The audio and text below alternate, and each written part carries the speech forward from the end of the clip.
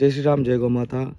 మన మన కోసం మన గోలకి గడ్డి కోసం మన నిఖిల సైన్యం నుంచి కొంతమంది దాతలు ముందుకు వచ్చి గడ్డి కోసం కొంచెం విరాళాలు ఇవ్వడం జరిగింది. ఎవరెవరంటే పోలూరి జయశ్రీ గారు ఒక 2000 రూపాయలు పంపించడం జరిగింది.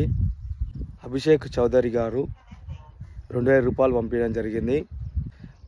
దున్నాల ఆనంద్ గారు 1116 రూపాయలు పంపించడం జరిగింది.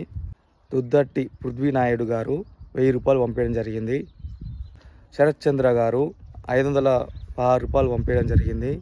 శ్రీనివాస్ భట్ట గారు 516 రూపాయలు పంపించడం జరిగింది.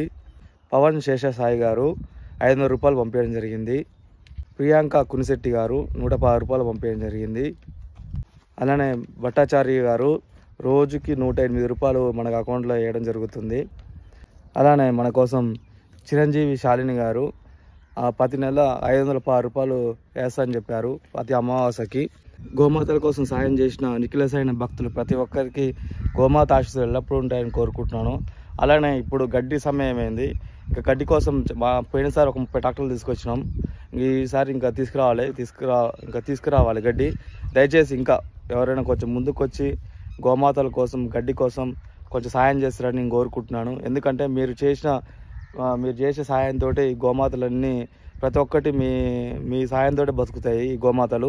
దయచేసి ఇంకా ఎవరైనా దాతలు కొంచెం ముందుకు వచ్చి గోమాతలకి గడ్డి కోసం మీరు సాయం చేయాల్సింది కోరుకుంటున్నాను. మీ సాయం చేస్తేనే ప్రతి ఒక్క గడ్డి తిన్నప్పుడు మీ పేరు తలుచుకుంటాయి. దయచేసి గడ్డి కోసం సాయం చేయాలని నిఖిల సాయనం భక్తులకు కానీ ఇంకా ఎవరైనా దాతలకు కానీ కొంచెం ముందుకు వచ్చి గడ్డి కోసం ఇంకా చేయాలని కోరుకుంటున్నాను. అలానే ఇంకొకటి రిక్వెస్ట్ ఏంటంటే ప్రతి నెల ఎవరైనా ఇంకా సాయం చేసారనుకో, అంటే నెలకి ఎంతో మీ ఇష్టం వచ్చిన తోచినంత సాయం చేస్తే గోమాతల గిట ఒక రకంగా ఉపయోగపడతాయి. దయచేసి కొంచెం సాయం చేయండి.